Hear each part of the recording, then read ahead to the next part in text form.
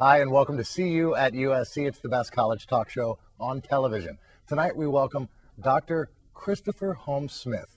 He is a professor at USC's Annenberg School of Communication, and we're going to talk a little bit about the economic crisis, including why a lot of Americans didn't see it coming. It's all coming up next on See You at USC.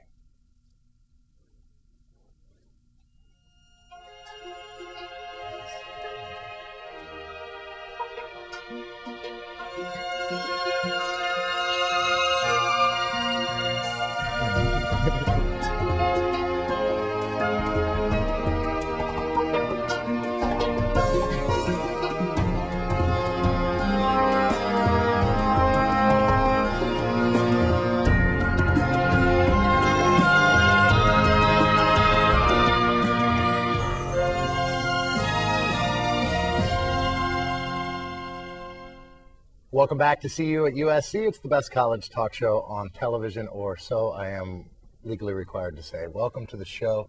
I really appreciate you coming, Professor Smith. It's a pleasure. Thanks for having me. Of course.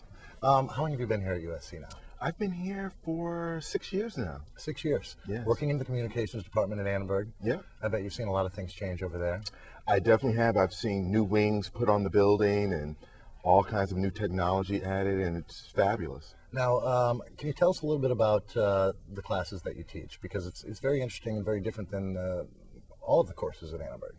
Well, some of the courses I teach are bread and butter Annenberg courses. Like I teach a class on media history that I'm teaching now. I teach other courses that deal with marketing related issues. And then one area that I'm developing is thinking about how can we think about the economy and financial markets through a communication model. Right. So one of the courses I'm developing for the doctoral program next year is exactly in that space. And some of the things you'll be discussing is we're in a big financial crisis now, obviously. A lot of us didn't see it coming. Whose fault is that? Everyone's. Right. We all have a bit of the blame for that. I mean, there's been a series of excesses in the economy for the last 10 years, beginning with the dot-com bubble, going through an incredible explosion of credit, both on the corporate and consumer side. And finally, the bursting of the real estate bubble finally made it apparent to everyone that we've kind of been riding high on a lot of very ephemeral aspects of our economy for a while now. Now, what is the definition of a financial bubble? I've heard that used many times, and I've never really understood exactly what it meant. A bubble basically occurs when there's a mass psychology that that inflates a particular asset price class to inordinately high value that outstrips the fundamentals that would undergird what a value for that particular asset should be. So, for example, and at the basis of all bubbles is just the belief that prices are going to go up forever. Right. I mean, it's as simple as that. And how did the media miss it? You would think that if such a, I mean, some say that it's the biggest depression since World War II, or the biggest crash. Yeah, thank you. How did we not see it coming? Why didn't the media? I mean, I'm in journalism school. I don't want to blame the media, but why didn't they let us know? Well, it's interesting. Next Wednesday, we're actually having a group of very, esteemed media people, business economists, business and economy reporters, as well as very senior capital markets professionals, come to pose and answer, hopefully, that very question. I think overall, I would say that the media did talk about the risks. The question is what kept the public from listening. Right. I think that two things happened.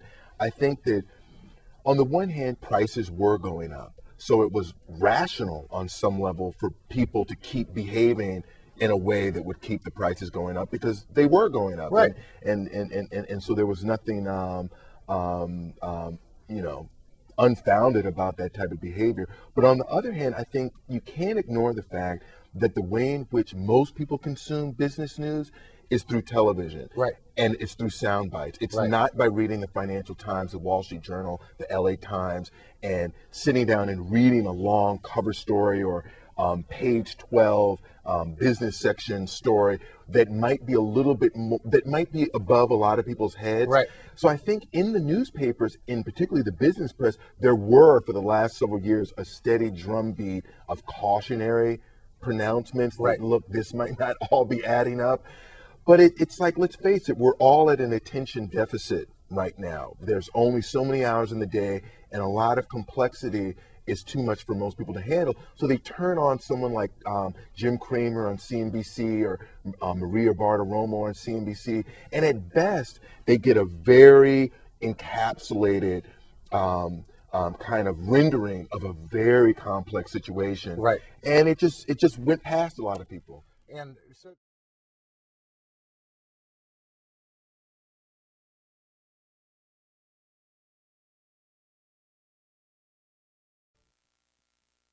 what exactly is in a name?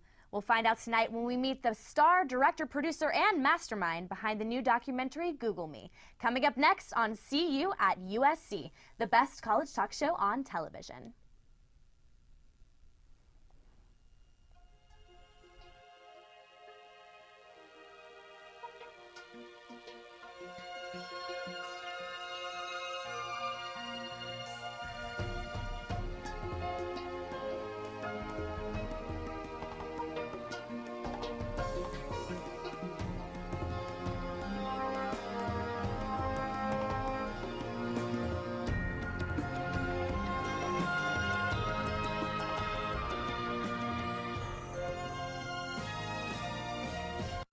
Hey LA, welcome to See You at USC, the best college talk show on television. I'm Jessica Wiedemeyer, and I'm here in our 10th year at Trojan Vision with a very special guest tonight, star, director, producer, and mastermind behind the new documentary, Google Me. Do you happen by any chance to remember the specific moment where it first kind of dawned on you, or you had that realization of, this idea?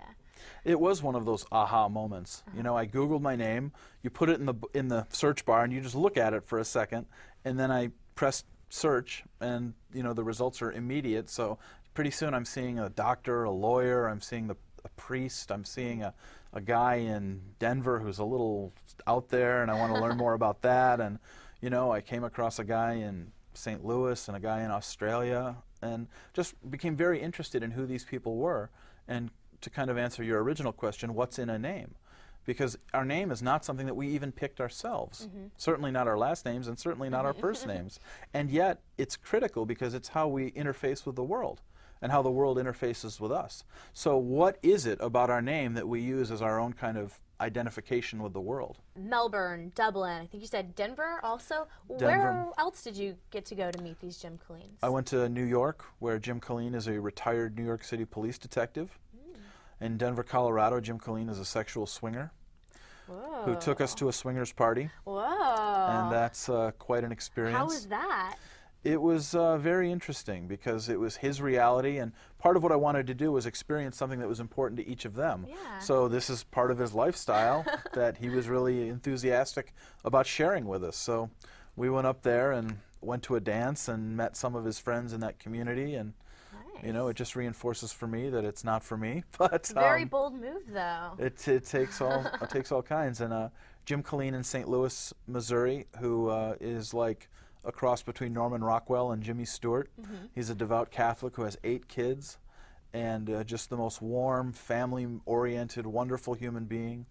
There's a priest in the south of Ireland who is actually a priest in the very port city that my direct ancestors emigrated from. Oh, I was just about to ask if you discovered that any of these Collines might be relatives of yours. Well, actually, we DNA tested everyone. Really? And to find the results, you'll have to tune in on April 25th to GoogleMeTheMovie.com. We're gonna stream the movie, and people have a chance to see it then. But we did also go to Edinburgh, Scotland, Melbourne, Australia, and then the other locations that we talked about.